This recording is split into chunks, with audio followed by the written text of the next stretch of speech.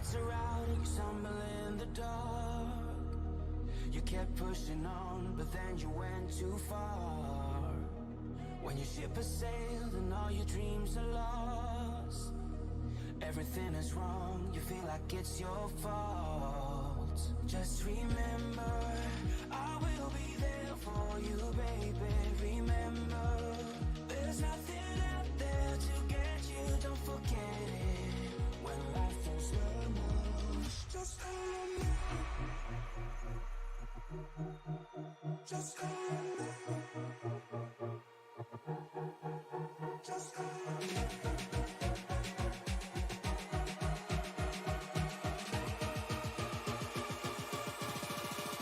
Just call on me.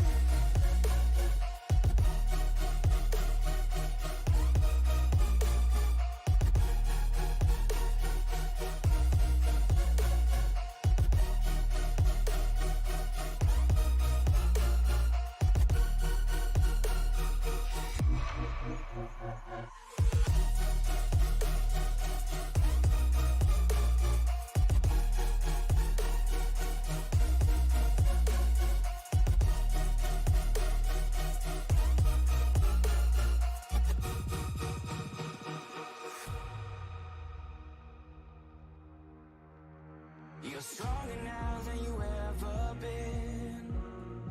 You gotta leave now, it's time to catch the wind. You will climb up high and look through the clouds. And when you're feeling low, I know you'll bounce back. Oh, and just remember, I will be there for you, baby. Remember, there's nothing out there to get you, don't forget it. When life throws lemons, just call on me. Just call on me. Just call on me.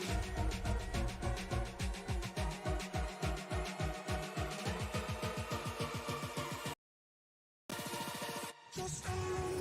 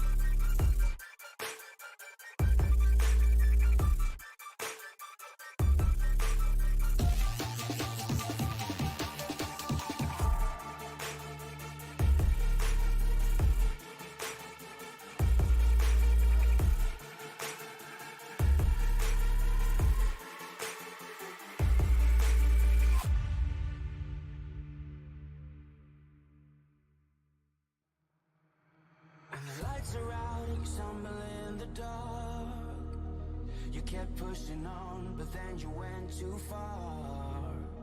When your ship has sailed and all your dreams are lost, everything is wrong, you feel like it's your fault. Just remember, I will be there for you, baby. Remember, there's nothing out there to get you, don't forget it.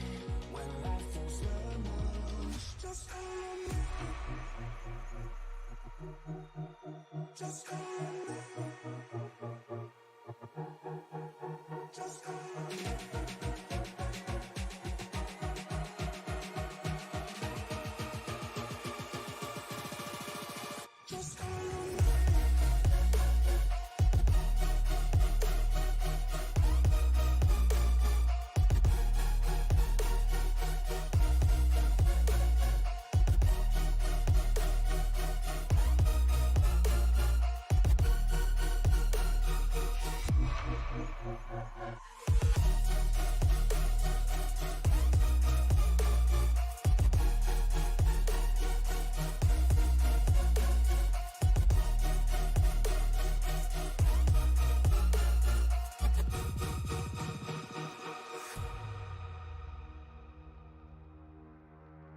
You're stronger now than you ever been.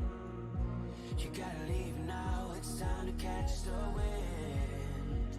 You will climb up high and look through the clouds. And when you're feeling low, I know you'll bounce back. Oh, and just remember, I will be there for you, baby. Remember, there's nothing out there to get you, don't forget it. When life throws lemons, just call on me. Just call on me. Just call on me.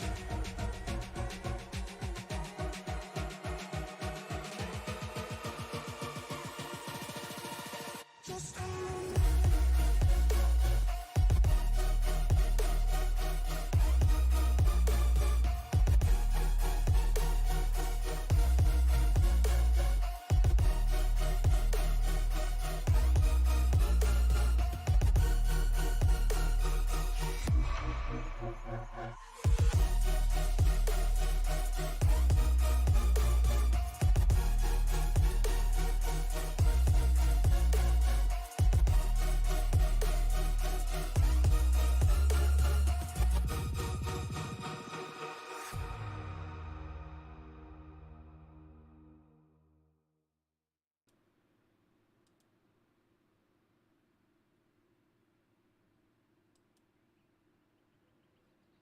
Welcome, race fans, to the All-American Racing League Blue-Gray Plastic Fabrication Cup Series from Watkins, Glen International.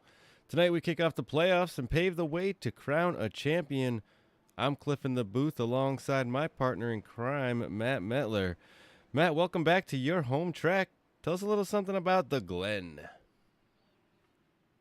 Flip, you hit the nail on the head. My home track when I grew up in Buffalo, New York, about 4.5 hours from this beautiful facility inside the heart of the Great Lakes region in the state of New York.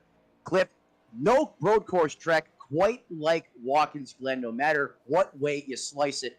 Many consider this to be the super speedway of road courses due to its long straightaways, its winding, but yet navigatable turns, intricate braking zones, the bus stop, the chicane.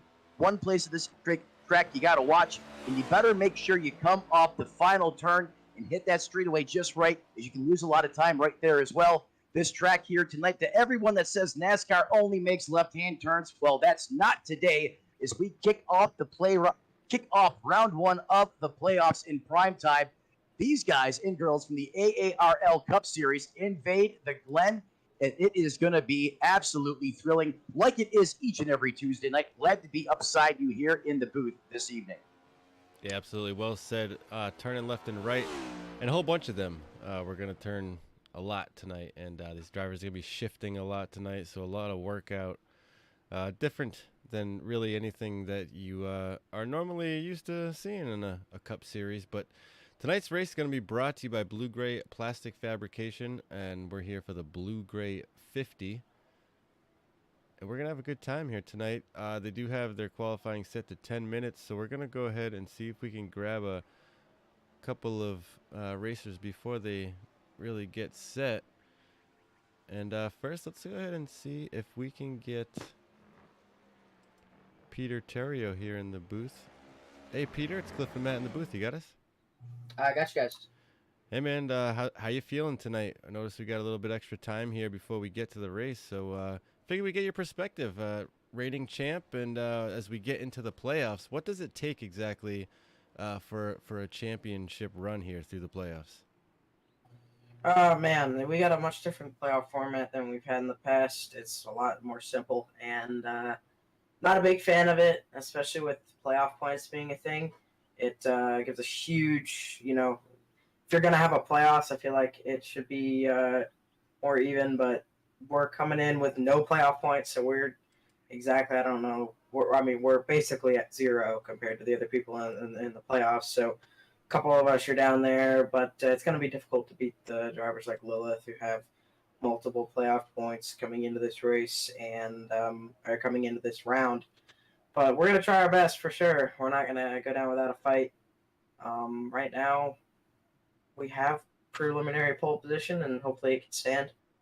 Yeah, 10-4. Well, congrats on that. As they qualifying will wrap up here in a few minutes. But good luck out there today. Keep it on course and head in the right direction. Hopefully we get to talk to you at the end. Yeah, thank you guys. Yeah, as you heard Peter say, they're reigning champion, but this year they put a little bit of a twist on the format.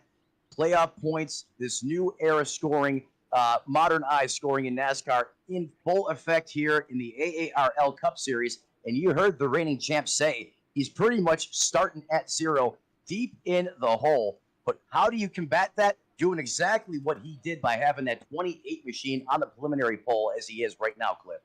You're absolutely right. And I want to take a moment here to see if we can grab Jeremy Flanagan.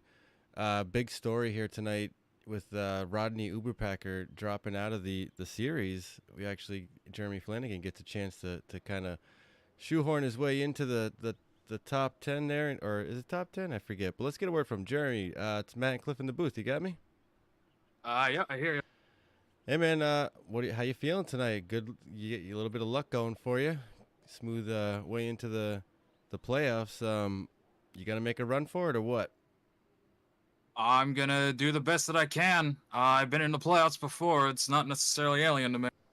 I will admit that it is a shame that Rodney can't be fighting for the championship, but sometimes life happens, and when you have that sort of stuff happen and something falls in your lap like this, sometimes you just got to take it.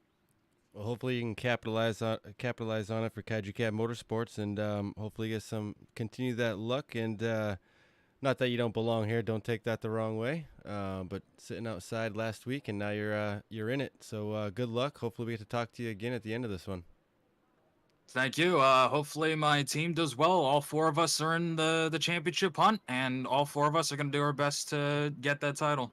Absolutely. Good luck, my man. Thank you. I couldn't agree with Jeremy anymore, Cliff. When opportunities present themselves, you got to go in there and grab the bull by the horns or hold a pretty wheel. And that's exactly what the 12 machine Jeremy is going to do here tonight. He mentioned Kaiju Cat Motorsports, some great talent inside of his family, especially in that one of Lilith Peters. He's got a lot of talent to lean on here to help him navigate the course of this playoffs. Look for the 72 to kick it up a notch here, as now he has a new flame, a new passion, reinvigorated, if you will. Is qualifying now set here to wrap up, as we're kind of extended here for 10 minutes of qualifying. As you can see now, that Porsche 911, I believe the pace car here at Watkins Glen, as that build begins to set behind it. Yeah, they wanted to get enough time for everyone to get a good couple laps in here. You don't want to rush a road course qualifying session, so good move on them. Give us a little bit of time to talk to a couple of drivers there before the start of this race, so a little extra for the folks at home. Glad you could join us right here on Sim Racing Media. We're here every Tuesday night, generally, with the AARL series, so glad you could join us. Happy to have you. If you're new, make sure you hit like and subscribe. Don't be shy. We'll go ahead and run through our top spots here. Peter Terrio, we talked to him, grabbing the pole, just able to knock off Evan Clapper, who was fastest in practice, and we really thought he was going to be the one to grab the pole, but able to take it away from him. So 28 and 57 going to have that front row. Cameron Harris and Lilith Peters are going to start right behind him, third and fourth. Kyle Purcell and Louis Clark going to start fifth and sixth here. Then you have Patrick McQuaid, Travis Rodriguez, 7th and 8th. Justin Horton in the 67, and David Harris going to roll off top 10. And you're going to have Christian Delgado starting 11th. And then Jeremy Flanagan here in the 72 machine. We talked to him starting 12th. Got a really good opportunity to make something happen here in the playoffs. And let's see how he does. From there, we've got Nathan Christensen 13th. Larry Garnes starting 14th. Sean Purcell 15th, and David Lorfano the third going to roll off 16th. Adam Angerstein's going to start 17th with Joshua Hetrick starting 18th as they wait for the pace car to get rolling there. A little impatient on the front row. I don't blame them. Let's get to racing. One more, the last driver, Johnny May, going to start 19th to round out the field here. Let's see which driver can get it done. Yeah, 19 competitors going to roll off here with one goal in mind, and that is to be crowned champion at the super speedway of road courses here in Watkins, Glen, New York. How about Louis Clark sneaking in, going stealth mode as he sneaks in just in time for qualifying and puts up a good lap with no practice. At 73 is on the scene. But you mentioned Evan Clapper, in that second place position as well, Cliff. He was the king. Peter Terrio dethroned him in qualifying, but still a very impressive run so far throughout practice and qualifying. Is this the time when on the dawn of the playoffs, as we get ready to start burning that midnight oil over the next upcoming weeks, does Evan Clapper come to life here in the Glen? Does he do what Tony Stewart does perhaps back in 2011? And as you said, we're about to find out. Yeah, this is it's the wild card right off the bat in this playoff run.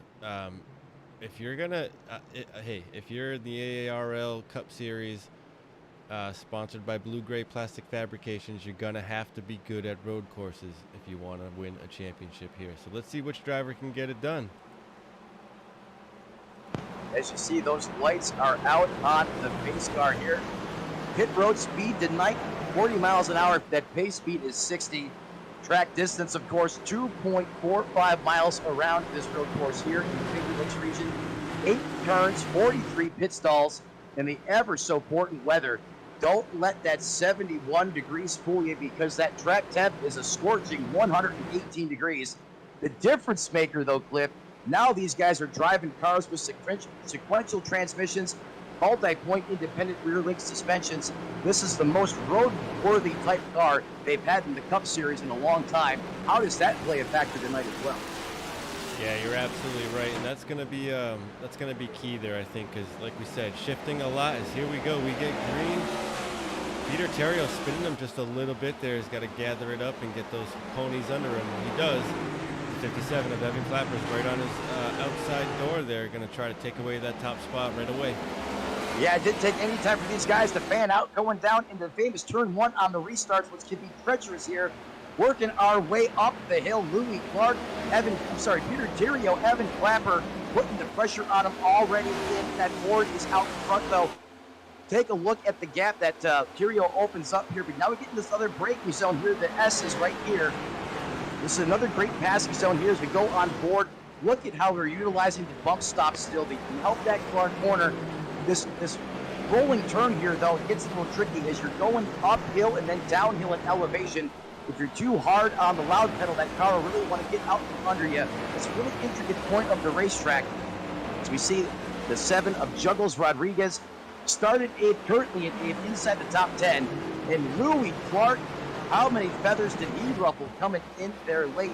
I believe that meant from across the pond is a road course ace as well. And look at him up 3 spots already, Cliff, and really putting the pressure on the 57 of Clapper. Yeah, I was going to say, Louis Clark was the fastest through the first sector of lap 1.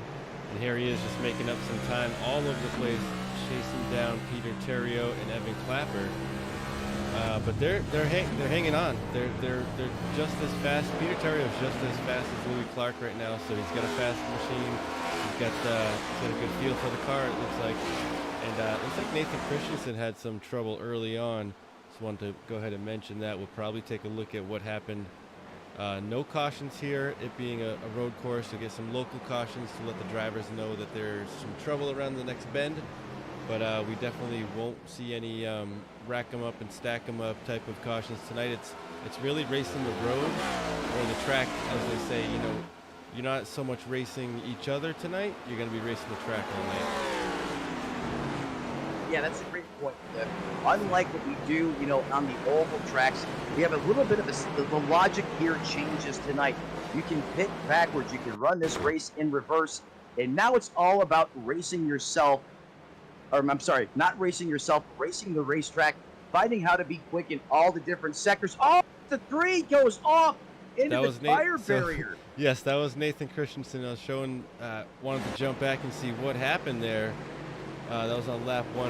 Nathan Christensen fell back to the 17th spot. But back up live, Peter Terrio still leading this thing. Yeah, now we know why. Thanks for letting me know that was the replay of what happened to Christensen, and no wonder why he's already a lap down at 1 minute and 45 seconds off the pace because he KO'd the tire barrier.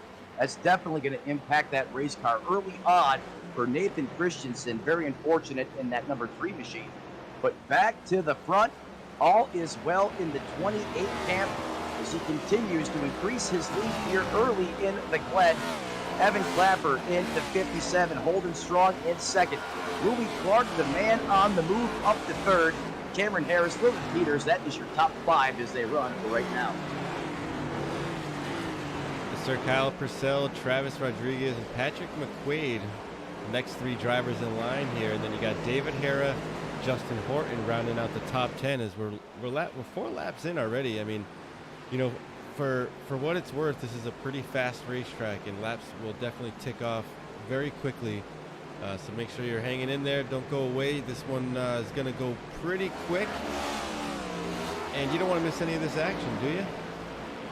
Of course not. Everyone here, they know they got it dialed on the right YouTube Louis channel. Clark making a run for the second place here of Evan Clapper. Looks like he's going to get it from him, going to outbrake him, getting into what they call it, the bus stop.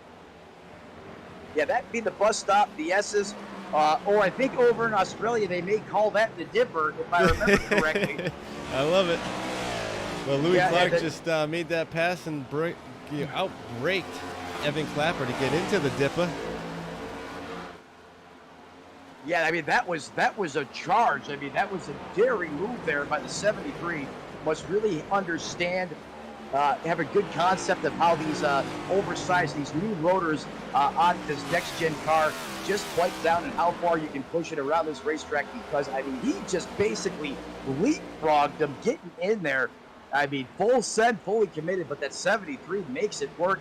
Up another spot. Now he is up to second, wasted no time coming from that 6th place starting position. And remember, that man had 0 practice, snuck in between the session change, and already he's knocking on the back door of P1. But Peter Terrio, talking about the fastest times of the race, the last lap, Peter Terrio ran the fastest in a 1 minute, 11 seconds, 0.71. Louis Clark right there in 11.83, and look how close the top 3 is, 11.85. That's just how fast, but how close the top 3 are in times around this racetrack. But we're going to have to see how they manage their tires. Does the rubber get sloppy, as you like to say, Cliff? And if you mash the brakes hard, if you burn off that right rear, or you skid the tires, you lock them up, getting into the corners, that's definitely going to have an effect in the long game. But Louis Clark continues to reel in Peter Terrio. As they come off the final turn, he's going to take it all the way out to the wall, maximize his trajectory, coming past the start-finish line. Here's the braking zone. You want to get in there early and really try to emphasize getting a good entry into the corner. It's really easy to overbrake that and come off outside the racetrack. Back in the day, that used to be a sand pit there. It was game over. Now, Now that's asphalt up there, and sometimes on older tires, you can take it up there to the high side and lose that asphalt to your advantage. But here we go again, coming back into the dipper. Let's see if Bluey dials up some more braking action here, getting into this bus stop. No, but Louis, he takes the Evel Knievel line there. He had just about all 4 tires off the ground. You can tell Louis getting hard on the brakes as he actually locked them up a few corners ago as you were talking about the braking zone. So you want to be careful there. I'm sure he's working his dial right now to bring dial in those brakes a little bit, because you want to be right on the edge of locking them up, but you definitely don't want to lock them up. I know that at least. Yeah, go ahead. No, go for it, man. I think what you were going to say is if you start to lock them up, it's like hitting ice all of a sudden, especially sometimes that front splitter will just basically act as a ski out there on the racetrack. The good news is no more solid rear axle, so at least you're not going to wheel hop nowhere near that you possibly could in the 6th-gen cars on back. But Cliff, you're not wrong, man. Look at Louis Clark continue to swelter that 28, putting him right in the pressure cooker. Yeah, you saw in the in-car view there of Peter Terrio, he had a mirror full of Louis Clark, and that's got to be intimidating. I know Peter Terrio's a calm, pretty cool level guy, but this is a stressful race course, and when a guy like Louis is behind you, just filling up your mirror, it changes you. You definitely act a little bit differently. There's a possibility there that you might make a mistake, and then when that happens, side by side. They're side by side now, door to door. Let's see who's got the brass knuckles. Oh, Louis Clark gets bad sideways. He's gonna have to fall back in line there. Yeah, I was gonna say he knew he was gonna be on the outside looking in, send it in the corner like that. Didn't care. Got loose though, saved it back up. That's gonna give Terrio a little bit of breathing ground here as he maintains the lead, getting back into that turn 1 braking zone.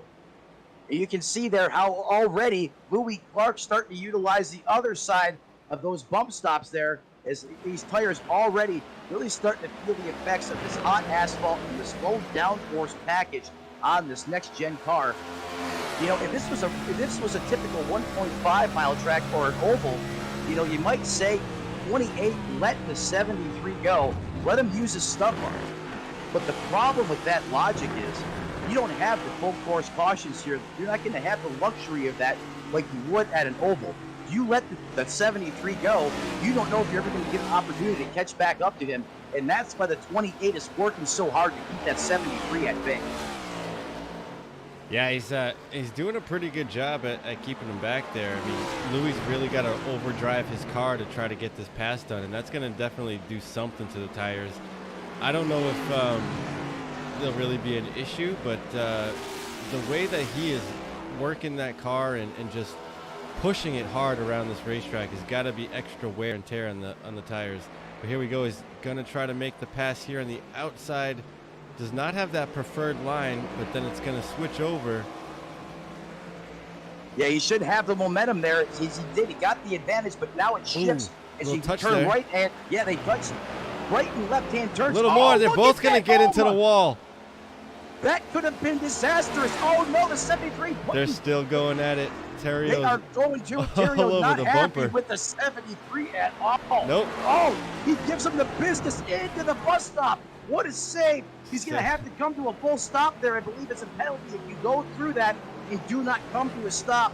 Well, at least it's that way in NASCAR in real life. Don't know how that rule's going to play out here. I have a feeling that race control is probably going to get involved there. I think under normal circumstances, the 73 would have to at least give up some time. It didn't look like he did, so I'm thinking it sure looked like that was possibly intentional there. Maybe race control is giving him a little break. We got Evan Clapper jumping into the mix now as well. It looks like we're going to have some pit stops. Okay, so either one of two things happen here, and because we have multiple cars coming down pit road, I don't believe that 57 and 73 were penalized here with a pit-through pass for over-aggressive driving. I believe this is calling a shot on racing this track backwards on a one-stop deal, perhaps, as the 57, the 10. as Louis Clark, Lilith Peters, and Terrio are now on pit road. Cliff, is it too early in the race to be racing that hard, or is that what's at stake here because the rules are a little different here at the play? Well, I think we're seeing a few different things. One, it's the first race of the playoffs. You got to race hard. Two, I think they were, just a couple of hard racers, and one racing for nothing but wins, one racing for a championship. And I think they just got a little bit, maybe a little too hot and heavy, but not too bad. I don't think it's too early ever to race in a playoff race aggressively. You got to take everything you can when you can. The dive down the pit road, I think that was kind of a last second decision to go ahead and cool off. Let's get down pit road. Let's get some fresh rubber and fuel, and let's calm down a little bit, because maybe we are getting a little aggressive, and maybe we need to spread out a little. I don't really know. I think that that is definitely part of the strategy to race the race backwards, as you said. But we'll see how it plays out. This gives Evan Clapper the lead, who's got a fast car, and maybe he's going to enjoy this, stretch his legs out a little bit here, and kind of get to strategizing now when he's going to come in down pit road, and it's going to be a much less stressful situation for him when he does. So he's got that going for him. Yeah, that he does. But even so, when Louis Clark and Terrio were at an absolute slap fest out there on the racetrack, I mean, they had some big moments there. They woulda, coulda, shoulda been in the fence and off the course multiple times. And you've seen what happened there. Them racing that hard allowed Evan Clapper to reel them back in before they came down pit road. So, Clip, could be multiple things there.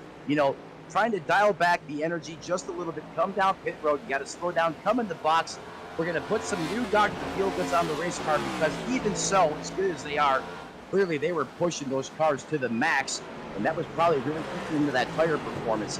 So now they got some fresh Dr. Fieldgoods. They're probably spread out a little bit more on the racetrack, but now the big question is the 57 of Clapper, who now rotates back to the lead as a few drivers came down pit road there, Terrio, Peters, and others included. Does Evan Clapper have to now worry because he is off sequence, or do you sit there, don't panic, stay cool, and run the race that you planned coming into this one here at the Glen? Yeah, good comment there. I think seeing who we've got here who didn't pit, I think I'm fine. I feel fine. We got Evan Clapper, of course, but Cameron Harris, Patrick McQuaid, your top three right now, and those guys know how to get it done. Travis Rodriguez here, fourth, and David Harris running fifth. And those guys, they know what they're doing, and I'm still on cue with those guys. I think I feel all right about it. The three that pitted early, they're gonna be fast for a little bit, but it'll even out. I am gonna start to decide when I'm coming down to pit road, though. We're at lap 13. I'm sure you could go quite a ways on these tires with this configuration in this car, but you don't want to get left out there for too long. Yeah, this is where utilizing everyone that's on your team, right? The driver cannot do everything. It is a whole team effort each week, in and out, every Sunday, or in this case, every Tuesday evening. But now in a road course, you really want to utilize all your team's assets. Have someone burning up the calculator, making sure you're going to make it on fuel mileage, number one. Two, those spotters working extra hard to see how much time your driver is gaining or losing out there on the racetrack. Staying on top of those numbers will definitely make or break your race in the end. So I agree with you 100%, Cliff. A lot more of those timing factors certainly come into place here at Watkins, Glen, and road courses, especially since we don't have those full course yellows and only localized cautions. As we start to spread out here, Evan Clapper now has almost a 9-second lead over that second place silver bullet of Cameron Harris. Yeah, so as the field spreads out just a little bit and things kind of calm down at the racetrack, we'll jump side by side and pay some bills here. Don't go away. You won't miss any of the action. And we'll be right back.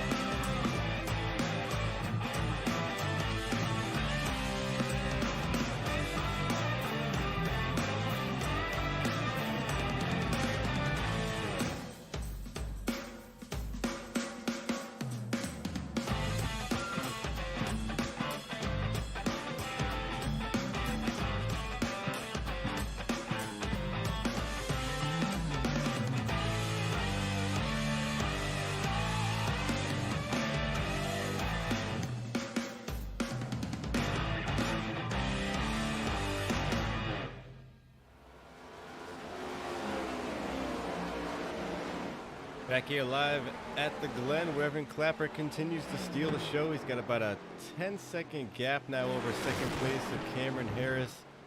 And then Patrick McQuaid has moved up to third, just about 5 seconds behind him. So things have spread out just a bit. We saw a few drivers come into the pits. Unfortunately, one of which, Lilith Peters, has been there since she stopped, so we're not sure what's going on with her. It looks like Louis Clark has actually taken his car to the hauler, so a little more to the story there from that first set of pit stops. So we're still gonna try to figure that out as we watch the show here. But yeah, Lilith Peters, our current points leader, has been on pit road for about almost 10 minutes now. Not sure if she has a mechanical issue or something wrong with her rig at home. But the third car who pit early is Peter Theriault, still out there in 11th, working his way back up to the field. And just kind of hanging in here, waiting for the rest of the field to decide when to make their pit stops. We'll go ahead and take you through the field as they run lap 17 of 50.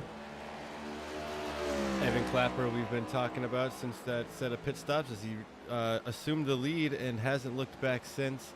You see just how far that gap is back to Cameron Harris in the 27 Coors machine.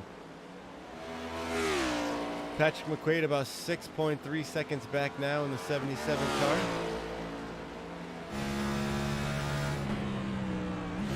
Then you're going to have Christian Delgado running that 16 Ford, currently sitting in fourth. Pretty quiet so far for Christian. David Hare in the 15, sitting there comfortably in fifth. Justin Horton in the 67 is going to be behind him, about just under a second behind him, and the 67 sitting in sixth. And David Lofano in the third, sitting in seventh place in the 8 Chevy. Jeremy Flanagan, we talked to him at the beginning of the race, looking for a solid finish here, just keeping it solid, sitting here in 8th. He's up 4 spots from where he started in the 72 Chevy. Peter Theriault going at it with Louis Clark earlier, finds his way back up to 9th in the 28 machine, just past the 72 of Jeremy Flanagan. Sean Purcell in the 00, rounding out our top 10 as he runs 5 spots up from where he started. Adam Ingerstein in the 9 Toyota is up 6 spots to 11th. And Larry Garnes in the 20 machine is sitting in 12th. He's gained 2 spots. Kyle Purcell in the 10 Toyota back to 13th. Travis Rodriguez sitting in 14th. Then Nathan Christensen in the 3, sitting back here in 15th. That'll round out the field currently on the racetrack. As we said, yeah, Cliff, I want to quickly go back to your line of thought there before we jump through the field. You know, Peter Theriault might be singing a different tune now to how he feels about this playoff format, because he mentioned he's in the hole. He doesn't have the wins, the playoff points. While this is why the other side of the coin, where people love the playoffs, because it is the great equalizer. Lilith Peters, your points leader, in the pits for 11 minutes now, disastrous. Gonna lose a big chunk of those playoff points if she remains in the pits. This is really opening the door now for other drivers that were in the hole, like Theriault, to really get an equalizer here in round 1 of the playoffs. And that's exactly what the playoffs can do for you. So if we interview him after the race, we have to see if his feelings change, because things are really rolling well in his camp right now. But the other side of that storyline is what happened to Louis Clark is the 73 is now on his way back across the pond out of this race. And he was really in the thick of things, racing really hard there for the lead before those first round of pit stops. And then suddenly he is gone. Yeah, you're absolutely right. You said it best. Essentially, the points coming into this have been flopped. You know, Lilith Peters was sitting on top of the points, and Peter Theriault was in 9th for all intents and purposes, basically last, with Rodney Uberpacker dropping out. And here he is. If he keeps on the way he's going, he's up to 8th now, he's going to make his way back up towards the front of the field. And he's going to be sitting at the top of the corner with Dave Peters sitting dead last. And, you know, yeah, so a little bit of open mouth, insert foot, maybe? Maybe a little too soon before he let things give it a chance to play out. Yeah. And that's the reason why the playoff format is like it is now. That insurance policy that you have can easily be decimated, and we're seeing that right now, unfortunately, with the one in Lilith Peters. And you know, I didn't see any incidents on the racetrack. There was nothing that indicated to you and I as to why she is now on the pit road for 13 minutes. Like you said, it could be a rig problem, maybe a connection issue. Some of these things that plague us sim racers is now coming down pit road. It's the Blue Plague Crastics machine. It's Hillbilly Mayhem powering under the hood of that CL1 Camaro. That is the 15 of David Hillbilly Hera looking for his pit stall on pit road. So this is more like what I would expect to do and see is just about halfway. Come on down and reset get your car with some fresh rubber, fill it up, get ready to just look down the barrel of the second half of this race. So that's normal to me. You know, those early pit stops were kind of odd. I expect to start seeing just about everybody come down to pit road when it's right for them.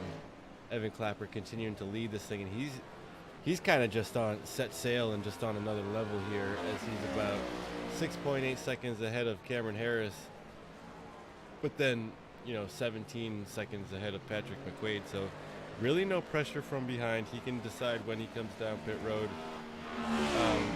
But like I said, I'd expect to start seeing just about everybody come down soon.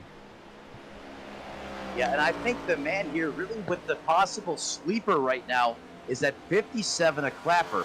If you remember in the opening stages of this race, that battle between Clark and Tirio, they were really going at it full send like you would see 1 to 2 laps to go. They were really utilizing their stuff. Evan Clapper was being forced to run harder than he probably wanted to maintain pace. Oh, we got trouble on the race course. The 20 machine's going to go around. He's going to kiss the inside retaining wall there. He's going to get it pointed back in the right direction. Now, that composite body on this next-gen car, as long as he didn't bend a toe link, he should be okay. But getting back to what I was saying, Clapper, since that happened, that pit stop, and it came down, and then suddenly, when Willie Clark exited the race, Evan Clapper's now on cruise control. He's able to dial it way back out there on the racetrack. He doesn't have to push that car hard. No pressure from behind. That's going to help him conserve those tires, really maximize the performance over the fuel run, and help him save some of the juice in the tank as well, as he still has a massive gap out there on the field. And you want to talk about times he's running. His best lap of the race was a 1 minute 11 seconds, 0.85 seconds. His last lap, only a 1 minute 12 second, 0.35 lap. He is the only driver in the field right now that is in that 12 second bracket. And I think that's indicative of him not having to run the car hard, since there's virtually no pressure at the front of the field. This could really be helping Clapper, as he's kind of off sequence with the couple other cars that came down on lap 9 and 10. Referring to the 28 of Tirio, and also that 9 of Purcell came in lap 10.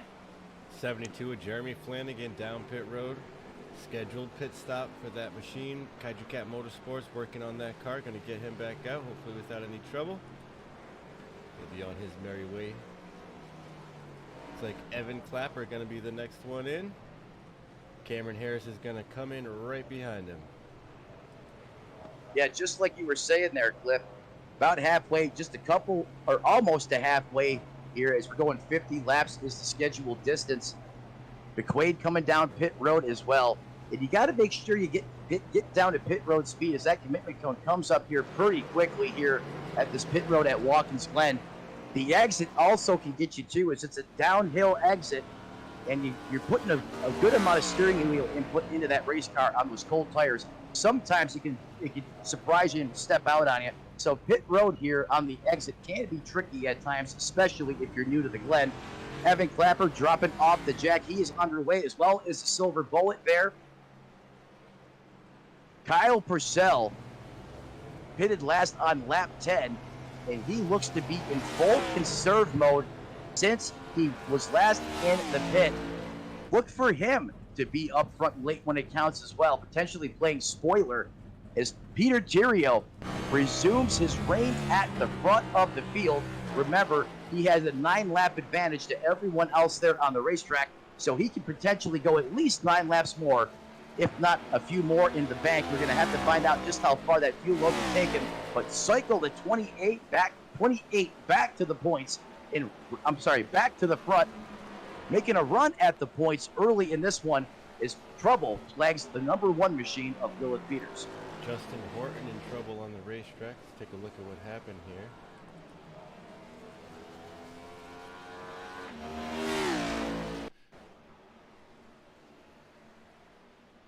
He's coming out of pit road. Goosed it a little too early there. I was just talking about that. No! You know what happens, man. It's road course racing, and getting off a pit road can be pretty tricky because you're not. Yeah, I mean, for me, it's pretty tricky. I'm not used to it. You know, it's not an oval. I used to think that broadcaster's curse was just a bunch of hoopla. It's not. I hate sometimes even jumping into the intricate stuff like that because in the back of your mind, you're like, who am I going to plague? And I feel horrible is it just literally came into fruition out there on the racetrack. So this is about to get interesting out here as Evan Clapper has now done his pit stop. Peter Theriault has now raced his way through the field. Got a handful of gimmies as cars started to pull down pit road. But Evan Clapper's about 10 seconds behind Theriault now, and eventually he's going to catch him, and that's going to make this interesting. He's bringing Cameron Harris right with him. Purcell, as you said, is there as well.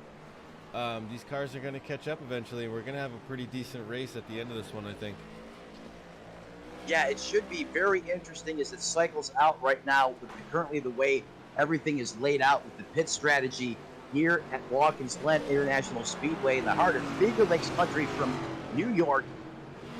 As we're already deep into this one, 26 laps. Someone went way off the racetrack there. I believe that was Christian's.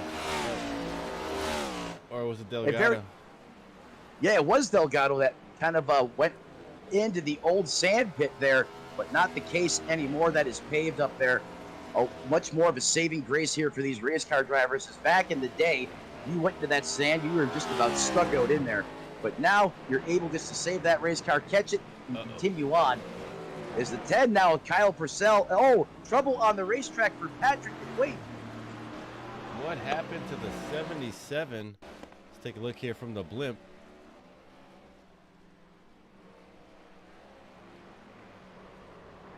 Oh, he just gets too much on those rumble strips there, upsets the balance of that race car. What a save, though. He didn't make any contact with that 77 machine. Yeah. Great save. That's going to kill his momentum, though. Certainly not going to help him, but definitely avoided disaster. Yeah, that could have been a lot worse. He did a really good job of keeping that car on the racetrack and not spinning out. You know, he did spin out, but it was kind of easy. You know, it wasn't a bad spin. I think the tires are going to be all right, and I think they'll be able to hold on here. I think Patrick McQuaid is one of those types who's just lucky to get out of here alive and with the top 10, especially for the points. You know, you want to just get through this one and on to some more normal oval racing. Adam Agerson having some trouble. We'll check that out. But as I was saying, they're going to have some short tracks thrown in here. The 9 exits the building. Let's see what happened here. We get some trees in the way, but we'll try to jump to a better view. He's coming through the the dipper got him. And he howitzers it in helicopter mode into the 9 and just crunches that Mountain Dew can. Adam Angerstein with a violent collision, just trying to get a little too much out of that bus stop up top, and he pays the price. Very unfortunate for that 9 machine. She's going to have to tow it back to the pits there, Cliff. 3-car black in the chat says Go 77. Cecil Hawks is rooting for Kaiju Cats. If you're out there watching right now, I know there's only a handful of you, but give us a shout out. Let us know who you're pulling pulling for? Is it going to be Peter Terrio, or is Evan Clapper going to catch him and pass him for the lead? Or maybe Cameron Harris here from third place comes and steals a win. Justin Horton. Oh, hello. Oh, I was just saying, Justin Oh, Horton my in trouble. goodness. I didn't know it was right in front of the leader. Let's see what Hopefully he happens. has another racing suit there in the pits because he is going to need it. After the 67 of Horton, all of the sudden, Peter Terrio, probably like a deer in the headlights there almost, is the 67 makes a Oh. mistake right where, does the same thing almost the lap before. Uh-oh, Jeremy Flanagan also in no. trouble. Things are starting to unravel here as this one's coming to an end. As the track... Oh, he's got the grass right there. Just a little bit. That's all it's going to take to send you around here. Is a little bit of grass. These cars don't belong in the grass, that's for sure. No, grass is green, but does not help you when you have no tread on those tires especially. Kyle It's now Purcell Purcell. back down pit road. Second time in, right? Yeah, this is his second time in. Remember, he short pitted. He pitted on lap 10. And this is where I was going to try to pick your brain, Cliff, before we had those back-to-back incidences coming out of the bus stop there. If you're Peter Terrio, you have a 12-second lead, but you know eventually that tank is going to run dry, or is it? Do you pit now, put enough fuel in that race car to make it to the end, and for Dr. Feelgoods, and try to run Evan Clapper down, or do you have enough in the tank, and will those Goodyears hold out until the end to just keep running that pace you're running? I think Kyle Purcell kind of thought what I was thinking. Yeah, He Lorfano came as down well. and pitted again. And Lorfano again. We're going to have to see how this plays out. But again, the positive, the silver lining for Terrio here, is the fact that he has absolutely no pressure at all. He's out there on a Sunday drive after church on cruise control. He can lift early, save fuel, I can't really put the clutch in. It's a sequential shifter, but he can do everything he possibly can inside that race car to save fuel and save tires, as Evan Clapper is having to push it a little harder to try and eat into that 12-second gap. Yeah, that gap got a little bit bigger since the last time I talked about it. About 10 seconds. So he's actually losing some ground there to Peter. So I think you're absolutely right. He had to force his way through the field, drive that car pretty hard to get there. But once he was there, he was able to settle in and really just drive the course and let his car relax. We are seeing a few cars with multiple pit stops here. So if I'm Peter Terrio, I'm watching that gas mileage. I don't know, how much in tune they are with what they've got left while they're racing.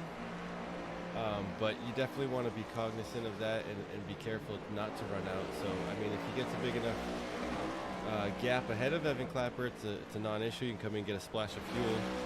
But we'll see what happens. I think I'd be a little bit worried if I were the 28 car up there in the first spot. And I would certainly not want to run out of fuel. It's a long way around here without any fuel. It certainly is, as it's well over 2 miles, 2.45 miles to Doho. Again, the bus stop is really the hot zone that's just plaguing these drivers right now. They're on the exit as Terrio once again has a scare going through those S's at the top of the hill. Yeah, you got to assume the track temperature is probably on the rise here as we were about 20 laps left. And sun's just been beating on the track. I know it's kind of a mild day out there, but this racetrack was definitely hot at the beginning, and I'm sure it's only got hotter. Cars are slick. So here we go. The 28 decides to come down. He's going to get a splash of fuel. Maybe. Let's see what he does. Yeah, as the 28 comes down for fuel, perhaps he was listening to the broadcast, or maybe, like minds think alike here, Cliff, and we were actually right for a change as the 28 comes down pit road looking for this box. Make sure you get it stopped. Don't overshoot it. You don't want to have to put it in reverse and cost yourself crucial time in the pits. Now that's going to cycle Clapper in that 57 Chevrolet ZL1 Camaro, and that thing has been on a ripper since the drop of the green flag back first. Cameron Harris, the silver bullet, is shining here this evening in prime time. He is up to second position in that 27 machine. So Is Peter Peter- Terrio definitely did what I had in mind, but I feel like he waited a little, or should have waited a little longer. He comes out and he's in third place, just in front of Travis Rodriguez. But you know, he only got a splash of fuel. He was there long. Oh wait, he might have took a full set of tires too. Yeah, I'm seeing here in the telemetry clip, almost 15 seconds in the box.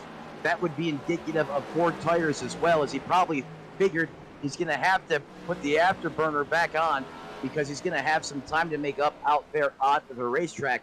So now Evan Clapper goes into the hot seat. If you remember, Terrio, even on much older tires, was still faster. And that's also assuming that perhaps he was in conserve mode. We don't know for certain, but we can only assume. Now Clapper, he's on the hot seat, but he has that plus 30-second advantage right now, and that is a lot. That's in distance. That is, you know, a mile and a half. That's probably a mile of racetrack that he has over Peter Terrio, now in third place. But anytime he can come down pit road, only lose 2 spots at the Glen, hey, that's a win-win every time. Cameron Harris, again, in that 27 machine. He's having a great showing so far in the first round of the playoffs here at the Glen, up 1 spot from where he started. Let's go further back through the field. Travis juggles Rodriguez. Look at this, inside the top 5, deep into the race. Gonna have to navigate around that. Whoa, he gets a little. I bet you that 3-plate. He's off the course now. Is the bus stop again? Is just reaching up and snatching drivers. It seems just about every lap. But before that happened, basically what I was trying to say was, you know, he's having a great run here, potentially one of the best runs he's had all season. Again, in the first round of the playoffs, another driver having a great performance in round 1. Oh, the 7 there gets a little squirrely. I'm going to stop talking about you, buddy. Now jump to 5th place here. Patrick McQuaid, we saw him in trouble earlier, able to just settle down there and drive the course, finds himself up to 5th, up another 2 spots. Christian Delgado in the 16 machine, solid run from him tonight. Sitting 6th, just outside top 5 with 17 laps to go. David Hare in the 15 machine, rolling 7th. Another driver with that, just having a solid day. I'm wondering how much of these drivers are just kind of like in conservative mode, just trying to get through the road course, keep it on all 4 tires for the whole race. Kyle Purcell sitting in 8th. Sean Purcell, the brother, right behind, well, not right behind him, actually, about 12 seconds behind his brother in the 00, sitting in 9th. Then David Lofano in the 3rd, and the 8 is going to round out our top 10 here, as we are just inside, or just outside 15 laps to go. Yeah, and again, how about Lofano in that 8? A very strong run here inside the top 10, up 6 spots in this one. We're having a great run here in the first round, round 1 of the playoffs here, as we go road course racing, come off the high banks to attack this 2.45 mile super speedway road course edition here from Watkins, Glen, New York, as Evan Clapper continues to clock blistering lap times as he's out in front at a 1 minute 12 second 0.10. That's still getting it done around this racetrack. Cameron Harris right there with him. Fastest car on the racetrack, though, Cliff. You guessed it, that 28 Terrio. He is in the 1 minute 11 second bracket. The only car in that bracket on the racetrack. The problem, he still has 28 seconds to make up on the leader. Yeah, with just about 15 laps to go, he does have a long ways to go if he's going to catch Evan Clapper. But he's got the car, he's got the mindset to do it. Let's see if he just gets down to the grindstone and gets it done. I'm more interested to see, though, if Cameron Harris can make something happen. He's only 13 seconds behind Evan Clapper. I know Evan Clapper is probably the fastest out there, but Cameron Harris, he's a lot like the closer. You never really see him to talk about him much until he's in victory lane, and all of a sudden you're like, where did that silver bullet come from? He is a past champion. He knows how to get it done, so keep your eyes on that 27 machine. Now, he definitely is a long-run gun for certain. How many times throughout the course of the season have we seen him be there when it counts at the end? As those Rockies get colder throughout the race, that performance of the 27 comes on, and now he's much closer to the front. The difference is, even though on the pylon it's close, that deficit is still pretty marginal, as he's 13 seconds off the lead. But still, round one of the playoffs is almost culture shocking because the points leader is gone out of the race. Louis Clark, the road ace, suddenly out of the race, and we potentially have a first-time winner in the series in round one of the playoffs if Evan Clapper can hold on and come through with the dub. Absolutely. I mean, if the intent was to shake it up right at the start of the playoffs, this is the way to do it. Toss a road course in there. We're seeing it happen. It's going to be interesting when all is said and done and the dust clears, how the second race of the playoffs goes and how things kind of start to even out. Yeah, as we could be seeing big edits and changes in the standings here, or a lot of those playoff points eroding away at the end of this one. Is the 7 now takes that TRD Toyota Camry down pit road looking for the box. He's going to get it stopped. Potentially take some tires here, put some Sunoco Racing fuel in it. He'll be underway here momentarily. We go back to the point. The 57 machine continues to really shine here on the first road course of the season. That man has been flawless every time we have went to him.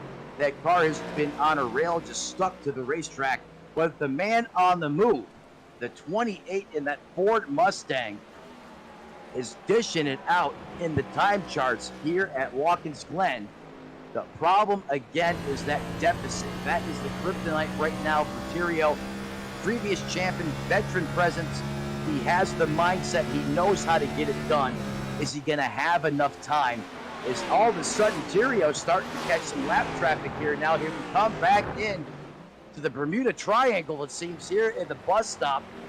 That's clean there for the 57 and the 7 as well, coming into the shot as he's starting to put the pressure on the other Purcell.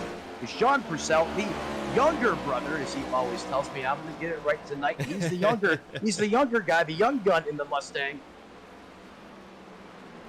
Yeah, both of them have been just having a really good season, really solid.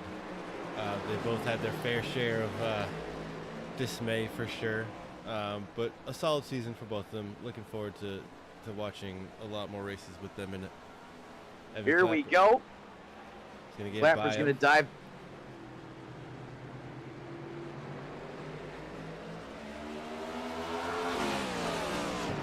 I'm sure the 00. Oh, Cameron Harris is down pit road.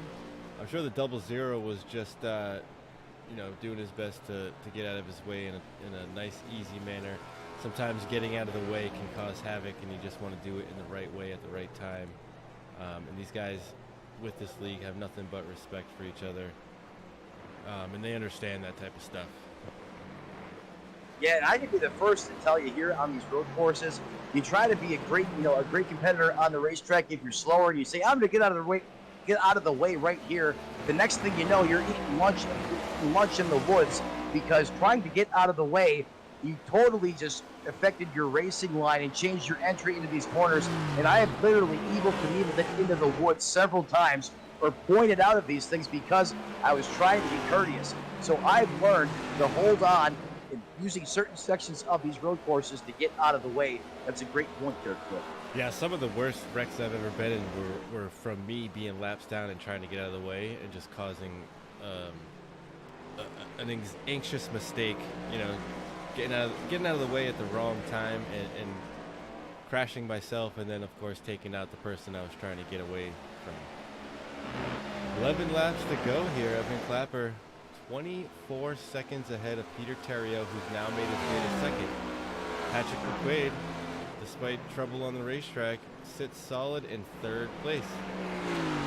Yeah, solidly in third is Lightning McQuaid. Christian Delgado is solidified in fourth, up 7 spots. There's the purifier, Kyle Purcell, in that 10 machine in 5th, right where he started in this race. Cameron Harris down pit road again. That kind of caught me as a surprise, unless there was an issue with that race car we're unaware of.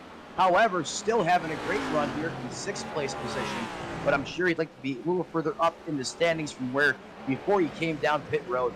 Hillbilly Hara in that 15th. He is 7th out there on the racetrack right now at this time. Juggle still having a great run here at Glen. Well, it's in the top 10 as he's been pretty much stuck in that 8th place position throughout the course of this race. Inside the top 10, once again, good run for him tonight. In 9th, the 00, that Ford Mustang of Sean Purcell. Very clean run out there. Haven't really seen him make too many mistakes, if not any, out there. Very smooth in that race car. Knows exactly what he needs to do to get it home here tonight. So remember, 50 laps is the distance, and we're already approaching lap 40, so 10 more circuits to go. Orfano, the 8 car. Hello, I see you, man. In 10th place position here. Again, another great run for the 8 machine in that CL1 Camaro. Flanagan, 72. He's up 1 spot. Again, another Camaro right there. We have the series of Camaros here throughout the field. In 12th, the 20 machine of Larry Garnes. He resides in 12th place position as they run right now. McQuaid now back on pit road. Yeah, I think what we're seeing is some fuel cells running on fumes and a little maybe a little bit of misjudgment, or maybe just kind of making sure we make it the distance. Like I said earlier, you don't want to run out of fuel here. A tow here is going to cost you almost, just ungodly amounts of time compared to the racetrack speed. So you don't want to do that. You want to be able to cross the line under your own power. And I think that's just what some of these teams like the 77 and teammate Cameron Harris are thinking here towards the end. Like, let's just make sure we get it done, not be one of these cars that get DNFs coming into the playoffs. Exactly, and probably that's resonating more in, probably, in the forefront now of their thoughts, seeing what happened here to Lilith Peters here early. Everyone now trying to be a little bit more conservative, deploy a little bit more of a heftier insurance policy, if you will, as clearly that seems to be the case right now with multiple drivers pitting late in this one to just make sure they're not going to run out of juice inside that race car before they make it across that start finish line here on the front stretch right in front of those grandstands. And that is a rowdy place to be if you've ever been at Watkins Glen. If you've never been there, I highly recommend going to it. Probably the best camping spot on the NASCAR circuit. If you've never camped at the Glen, you need to. You'll have a lifetime there of memories. It's like Woodstock, not the 99 version. But just a great time, great people every night out. What was that? The good version? The good version, correct. Not the 99 version. I wanted to make sure specifically I got that point in there.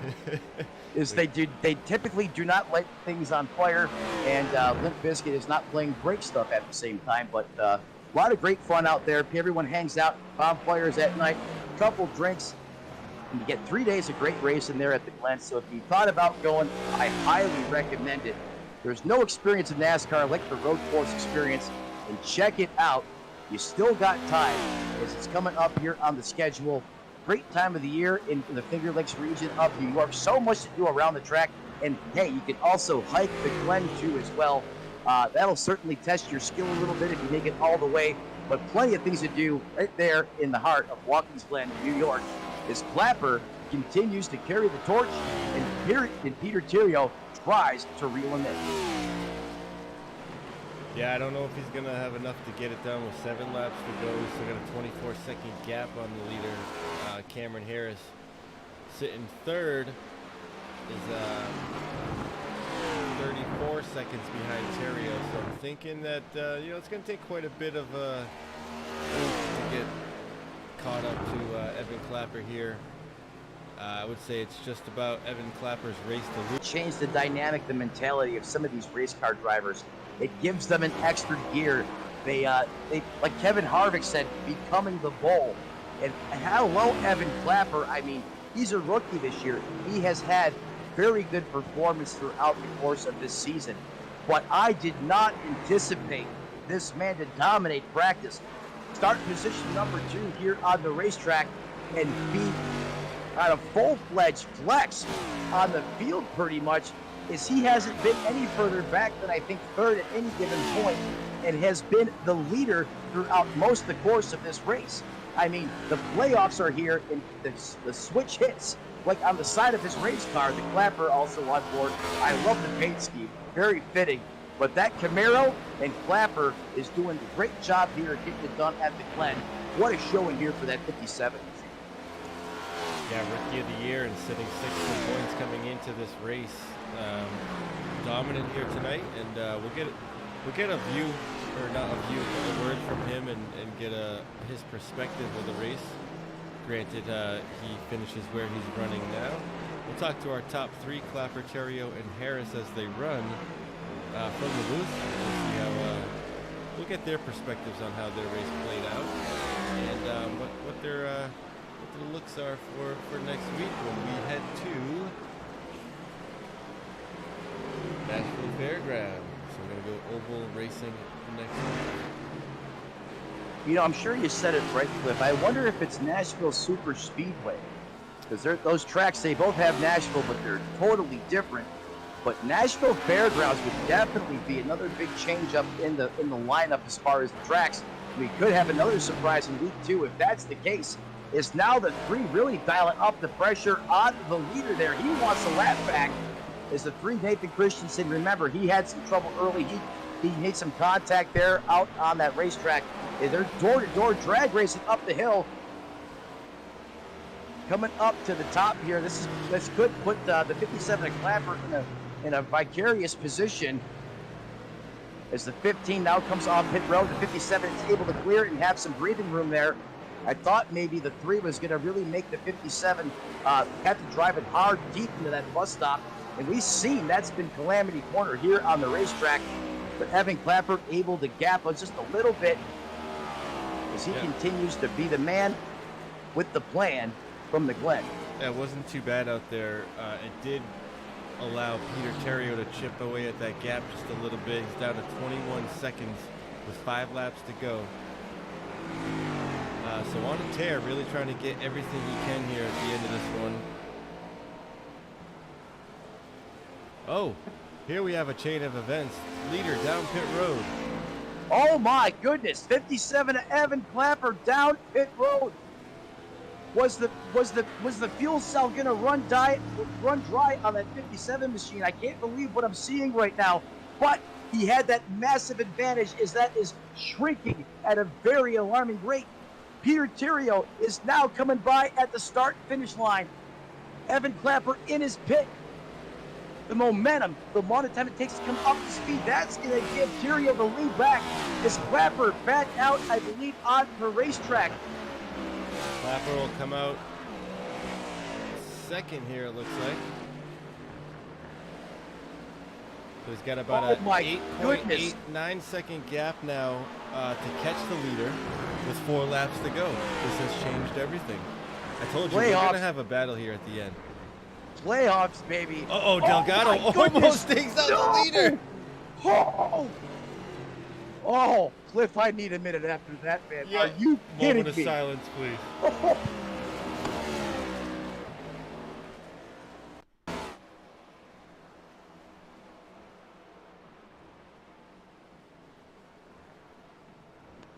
Ladies and gentlemen, watching in the YouTube channel, that is not CGI. That legitimately just happened on the racetrack.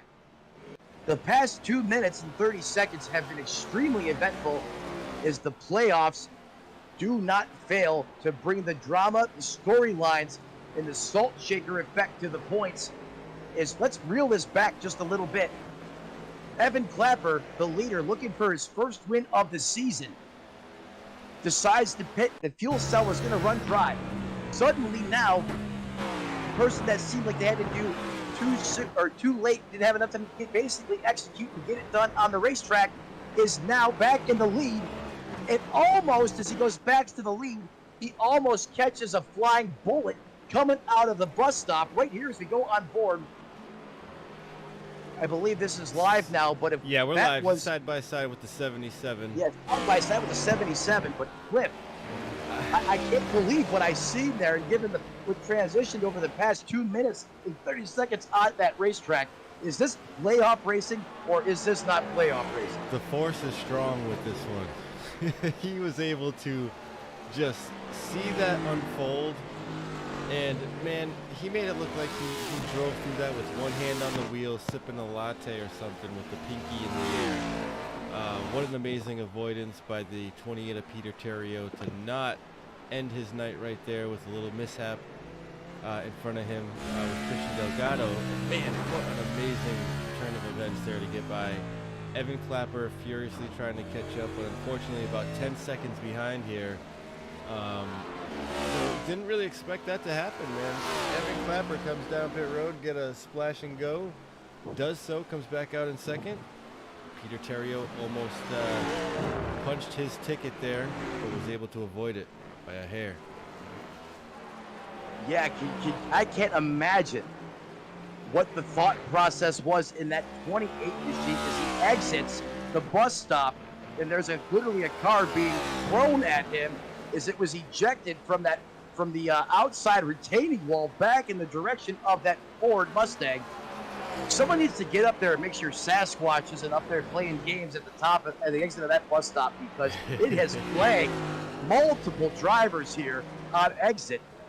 Is now suddenly we're dodging race cars at the front of the field. What does Terrio have to do to win this race? Is there too much time left? I know we're on lap 50. I'll tell you what he's got to do. He has to finish this last lap without any incident. White flag is out. Next flag there's going to be one more flag, and that's going to be the checkered. Peter Terrio hopes to take it. All he's got to do is keep his four wheels on the racetrack and finish this one out. Evan Clapper about 10 seconds behind, sitting in second, same for him. Cameron Harris about 36 seconds behind the leader, sitting in third. He just wants to finish this one out as well. Our top three, this is their race to lose at this point, as Peter Terrio finishes off his final lap in the blue-gray 50. Yeah, if I'm the owner of that race car being driven by the 28, I am on the radio telling him right now, if you don't run at least a 1 minute 30-second lap, the last lap, you're forfeiting all of your winnings to the team, and you're taking him out go-kart racing for the next 3 weekends, just to make sure he doesn't accidentally overdrive that car and make a mistake. But the past champion, showing why he is just that, a champion, as he comes off of the final turn, doing this wagon slag. The 28 gets it done at the Glen. What a great win by Peter Terrio, the reigning champ. Gets through a bunch of adversity tonight, playing tag and mouse with Willie Clark earlier in the race. And, it's high, probably heartbreak for Evan Clapper, but what a solid performance from flag to flag from that rookie. By far the best we have seen throughout the course of this season. And what a way to start the playoffs for that 57 machine. Evan Clapper, well done, sir. And Cameron Harris as well in that 27, the other ZL1 Chevrolet in that final podium position in third. Great ride out of that Silver Bullet. The Rockies were here rocking at Watkins Glen. Kyle Purcell, the Purifier, comes home fourth. And I see you Juggles there in fifth, rounding out a top five, man. Some names you see here in the top five, Cliff, that you probably didn't necessarily think would be here when the checkered flag fell. Yeah, you're absolutely right. A few names we're not used to talking about. We talked about a lot today. But Peter Terrio gets it done. Gonna burn them down right here. Stay tuned. We'll talk to our top three drivers, and we'll run through our field as they finish just after that. So why don't we go ahead and see if we can grab Cameron Harris while Peter burns it down.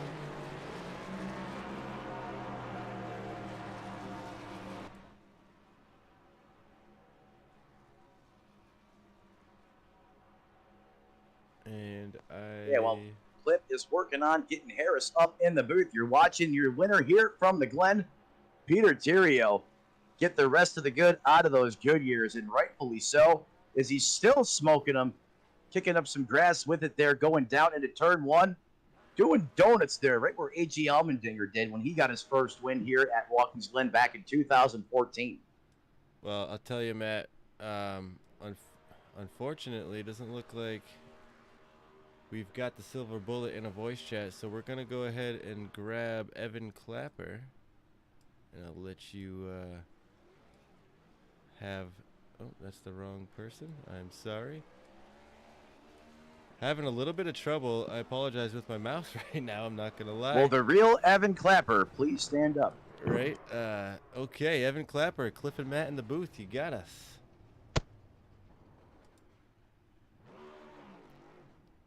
Evan, Matt, and Cliff in the booth. You got us, sir. Hello? Hey, Evan. There you are. Evan, Matt, and Cliff in the booth. Man, what a run for you today. You were saying before the start of this race, the playoffs, they have implications. We've seen things happen throughout the course of history in the playoffs, and it certainly strikes here at the Glen. A lot of storylines, but the biggest one, that performance from you in that 57 machine. Walk me through that race. Well, I really like Watkins Glen. It's like the only road course that I'm actually confident in driving in. I'm pretty fast in some of the other truck leagues and various things that here, so I was pretty confident. I knew when I came into the session that I had one of the faster lap times on the board, so it was just a matter of wrecking less than everyone else, because I knew if I didn't wreck, then I would be somewhere in the top 3. Yeah, well said, Evan. As like you said, throughout all the phases of this race, practice, you led the speed charts, qualifying just shy. Also, want to change the subject just a little bit here. The opening part of that race, I mean, you had the best seat in the house for that battle with the 73 in the 28 machine. What was that like? Were you worried it was going to go ugly, or what was your thought process at that time as they were duking it out on the racetrack? Oh yeah, I knew, because the Louis was definitely faster than both me and Peter, and I knew that if he got around Peter, then he was just going to be gone. And I watched Peter just like hold him up, make his car wide for like 3 laps, and then once they got alongside in the S's, I was like, this doesn't look like it's going to be any good. And sure enough, they banged each other, and I watched them both slam into the wall. So that was it was a scary moment. Yeah, I was holding my breath for you there, as you were literally had a front row seat. And then you're out, you have a big lead dominating this race. And then obviously we all know what happened. You had to come down pit road late. Was the fuel cell going to run dry on you? Yeah, I mean, the thing that happened with Peter is actually kind of good for him, because he got to come in and take those extra couple laps of gas. I mean, it was like 4 laps short of going all the way. So him taking damage there and just coming down pit road and taking his fast repair and getting gas, actually, he didn't lose anything off that. So it was basically back to even. We just had a different pit cycle, and he was just a little bit faster for most of the race, so he ends up in front, which congrats to him. But I'm still very happy with P2. Yeah, absolutely, man. Hold your head high. What a way to start the playoffs off, getting yourself some momentum. The rookie of the year contender here, obviously, almost gets his first win of the season. Before we cut you loose, Evan, who do you want to thank? Who helps you get it done week in and week out on that CL1 Camaro? Thank my teammates, of course, Lilith, Justin, and Jeremy. Lilith couldn't be here for tonight, but she did share some tips and tricks for the track this week, which helped a lot. So special thanks to her, and then the whole team, and thanks for Corey for doing race control, and all of AARL for putting on the league for us, and you guys for doing the broadcast. No, we certainly appreciate that, Evan. We'll cut you loose. Go enjoy that runner-up finish. Great job. Keep that momentum rolling, man. Hope to be talking to you again really soon up here after next week. That is your second place finisher. Once again, giving you great insight and race analysis. That is Evan Clapper.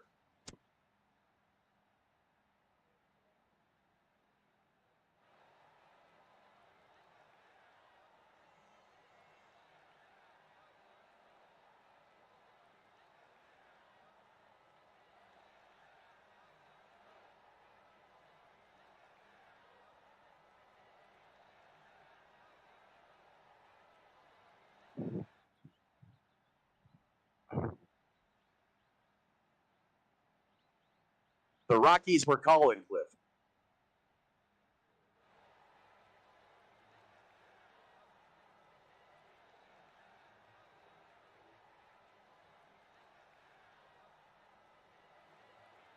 I got you guys.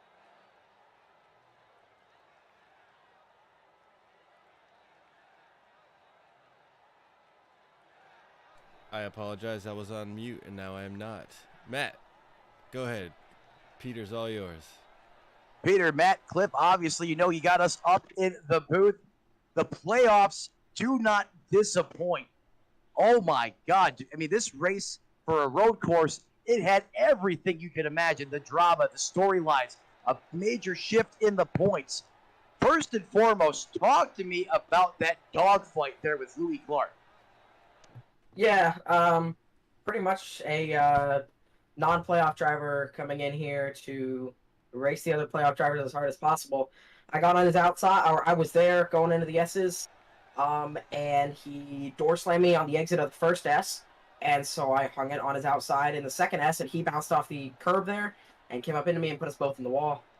And then he wanted to go in the general chat and rant about me about it, but he's the one who's coming in here and trying to ruin the playoffs. Kind of annoying.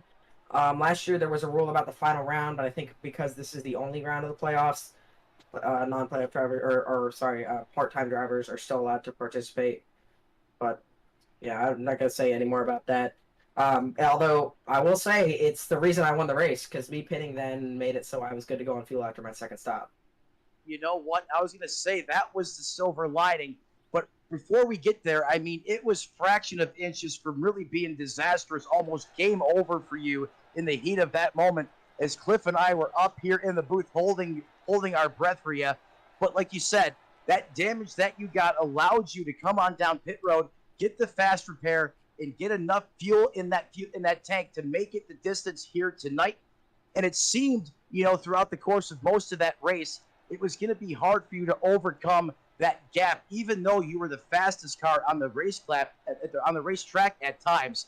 But then, as you know, Evan Clapper has to come down pit road. What's your thought process then as you're coming off the final turn and you realize that he's in his pit stall? Yeah, I knew he wasn't going to make it. I knew nobody else was going to make it except for me and Kyle, really. And I felt pretty good about that. I didn't know that if I was going to have the gap close enough to pass him, but we made it work. And man, that is a comeback of my career. Probably one of my most, I guess I'd say probably one of my best race wins. That's my fourth win now in the series, and very happy because we've had a rough season. I think I've only had one top 5 prior to this race, and it was Dover way earlier in the season. And to come and get the win in the first race of the playoffs is huge. Still don't like this playoff format. I heard you guys talking about it, that you guys were going to ask me about it. I still don't like the format. I like the playoffs. I just don't like this format that they decided to go with. But hopefully we come out of this race, at least, if not the leader, at least right up there with Lilith having the starting park. So, unfortunate for her, but I'm hoping this might put us in the lead so we can go back-to-back in championships. Yeah, the comeback king, one of the greatest road course performances I've ever seen in the sim racing world. It's never over till it's over, and that veteran mindset, that past champion, really showed everyone here today that formula for success and never give up. That mentality puts the 28 P1 in race one, of the playoffs. Peter, before we cut you loose, who helps you get it done on that Ford, that blue oval that you drive week in and week out? Yeah, so first I got to thank Dominion Motorsports. Unfortunately, Dominion Motorsports is going to be shutting down after this year, and I had made the announcement prior that I was leaving the team after this season. Obviously very upset to be parting with them and that they're not going to be in the series, but they have supported me throughout my whole career in here, all the way from back when I won my first truck recruitment race for these guys. I got picked up by Chad, and that's where my journey started. So I got to thank Chad Snyder, the team owner. I got to thank my teammates out there. Also got to thank Fanatec. Obviously, I'm not actually sponsored by them, but I run their equipment, and I like to rep them, even though I'm not getting anything from it. I got to thank you guys for broadcasting. I was listening to it while I was racing. I'm for sure going to watch it back later. And I also got to thank the admins because they do a really good job with this league. And I know it's been a rough season for them, but they have done a great job pushing through. And I'm really excited for the rest of this playoffs. Certainly, you got the momentum now, putting this whole field on alert. The champ chops a massive bite out of what playoff points, gets it done here at the Glen out of Watkins, Glen, New York. Your winner tonight, the 28, Peter Therio. Thank you. Thank you, bud. We appreciate you. Cliff, that was one heck of a race here to start the playoffs. Yeah. I'm still trying to digest what happened over these 50 laps. You know, I came into this thing thinking it was just going to be a smooth old road course and everything's going to be fine. It's going to be not very action-packed. But, man, I was on the edge of my seat almost this entire race. And you know what? It was the perfect length, too. We had just enough to have some drama in there. Couple of handful of pretty, decently nasty wrecks, but not involving multiple cars. We had a bunch of close calls, and some great drama, some great action. I had a lot of fun tonight. We'll go ahead and run through the race results. We talked to Peter Terrio, finishes first here tonight. Gonna come out of this thing with the dust settles on top of the points. Evan Clapper comes across second. Cameron Harris is gonna finish third. Unfortunately, couldn't get a word with him. We'll try to talk to him before the race next week. Kyle Purcell comes across the line in fourth in the number 10 machine. Travis Rodriguez right behind him in the 7 machine finishes fifth. Patrick McQuaid in the 77 is going to come across the line in sixth with David Hara in the 15 finishing seventh. David Lorfano the third in the 8 machine finishes in eighth. Sean Purcell comes across the line in ninth in that 00. Jeremy Flanagan is going to round out our top 10 in the 72 machine. I'll bring you guys the rest of the way through the final finishing order here from Watkins Glen, New York. In 11th, almost missing and destroying the leader, Peter Terrio, late in the race as he comes off of the course at the bus stop. That is going to be the 11. They're coming in home in 11th, the 67 of Justin Horton. In 12th, the Chevrolet-powered CL1 Camaro of the Larry Garnes in that 20 machine. 13th belongs to the Ford Mustang of Christian Delgado. 15th, coming home one spot less than where he started in 13th. That is the 3 of Nathan Christensen. Rounding out your top 15 in the TRD Toyota XSE machine, Adam Angerstein in 15th. 16th, having a what the heck happened moment out there on the racetrack. Your points leader, all those playoff points literally vaporized here, especially by that strong run by Terrio, and that obviously not to finish the race out. Your points leader still Lilith Peters, but most of those playoff points are now by the wayside. She comes home in 16th. In 17th, sneaking in during qualifying and putting on a show with your winner here. It got scary at times up near the front, but eventually has to park the race car in 17th. Lewis Clark. Finishing in 18th tonight, the Ford of Johnny May. And rounding out your field in 19th position, that is the 25 of Joshua Petrick. Well, very well said, Mr. Mettler. I thank you for joining me again here on another fantastic Tuesday night. We'll be back next week, confirmed. It is definitely the fairgrounds. So it's going to be another fun night of some drama, hopefully. I mean, no matter what, you're going to catch a good time. So join us again next week, same time, same channel, Sim Racing Media. Be sure to like and subscribe, and thank you for watching. Matt, any last words? Yeah, certainly. Again, once again, the playoffs did not disappoint here. As I told you at the beginning, it was going to be a thriller, and no one knows drama and road courses like the AARL Blue-Gray Plastic Cup Series right here on SRM. If you're new to the channel, make sure you join the family, subscribe, smash that button so you guys get notified next week when we continue to dive into the playoffs here in prime time. And one more time, this is Matt and Cliff signing off from Watkins Glen, New York. Have a great night, everybody.